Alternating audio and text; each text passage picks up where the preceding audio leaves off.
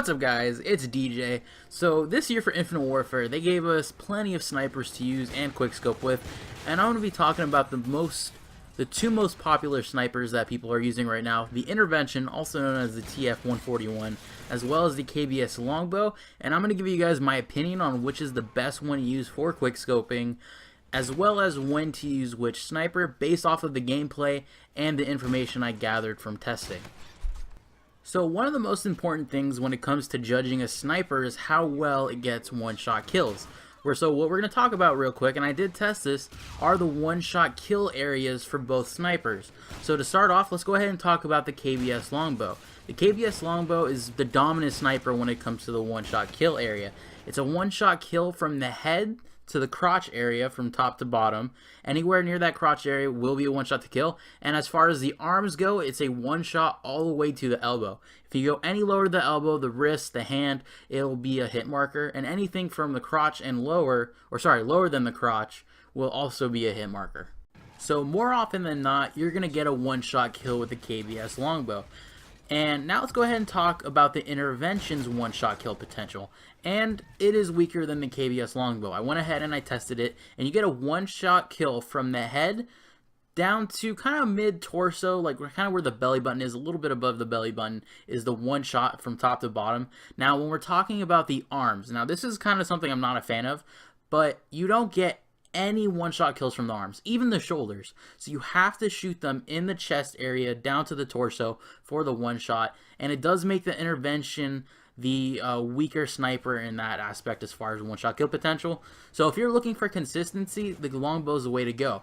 So if you do decide to use the Intervention, just be wary. This next clip that you're about to see might just happen to you. An enemy UAV and your friendly drone support is active. Adversaries have regained the upper hand.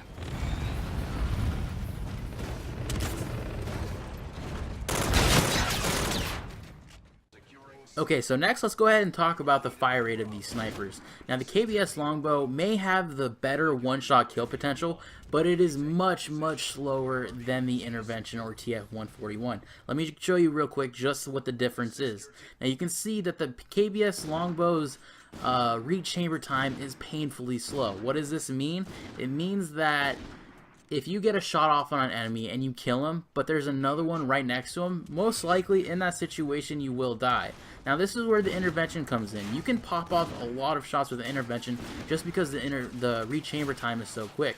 Now this is kind of where the Intervention redeems itself, and this is kind of where my opinions start to take place as far as which snipers to use. So now you're probably like, well, we know all the information about these two snipers, DJ. What would you pick? And the answer to that, and it may frustrate you because you clicked on this video for that specific reason, is it depends. If I wanted to give you a full-fledged answer, my answer would be to use the KBS Longbow on bigger maps and use the Intervention on those really small, chaotic maps. If you're a quickscoper that, like, let's say you're on Genesis or Frontier and you want to get a lot of kills with a sniper, if you were to play those maps, I would say use the Intervention. But if you're on a map like Precinct or Throwback, I would use the KBS Longbow. Reason for that is on the bigger maps, the reach chamber time doesn't punish you as much. Let's say you take that shot off, you can hide behind cover. Usually you'll see buses or trucks around, or there's a wall you can go behind, and your enemy will normally be far enough where they can't get you once you're behind cover. You can re-chamber, pop back out, take the next shot. Now with the Intervention, kind of like on the map of Genesis, you're going to be seeing a whole bunch of enemies at once, and you're going to need that speed more than you're going to need that consistency. So the answer to this question is use both, but choose when to use them at the right times. So choose when speed's going to be important, and choose when consistency is going to be important. And then once you've made that decision for yourself, you'll know which sniper to use. I have two classes for both of these snipers at the ready at all times. If I feel like sniping, I'll choose what sniper I use based off of what map.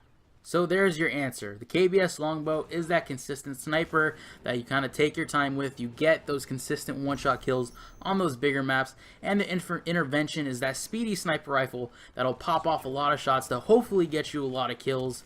You will need to aim higher, like Pamaj says, to get those one-shot kills. And you'll just get a better feel for the snipers overall once you use them.